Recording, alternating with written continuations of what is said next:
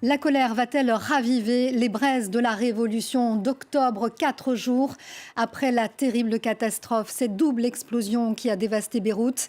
Ils sont, vous allez le voir, des milliers ce samedi à s'être donné rendez-vous place des Martyrs. Image ici en direct de ce grand rassemblement de Libanais consternés. Mais cette manifestation a vite tourné. On a vu ces images aux échauffourées avec la police, des Libanais excédés par le comportement des autorités qu'ils jugent responsables de négligence coupable qui a conduit donc à la double explosion de mardi dernier. On prend la direction de cette manifestation à Beyrouth. Karim Yayaoui est sur place pour France 24. Bonjour Karim. Alors, Bonjour. comment se déroule cette manifestation qui se veut massive contre le pouvoir en place ? Eh bien, il y a beaucoup de monde, place des Martyrs, et il y a aussi pas mal de tensions. Les Libanais s'étaient donné rendez-vous dans ce lieu symbolique où ils avaient déjà l'habitude de se retrouver, non loin de la mosquée Mohamed El Amin.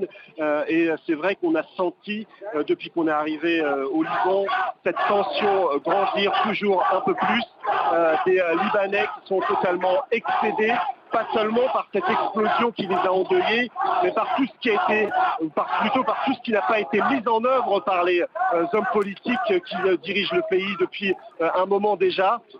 C'est des potences qui ont été dressées symboliquement pour dire qu'ils envisagent tout simplement de les pendre, de les voir disparaître de l'échiquier politique libanais. Ils sont en colère aussi parce qu'ils ont le sentiment d'être totalement abandonnés.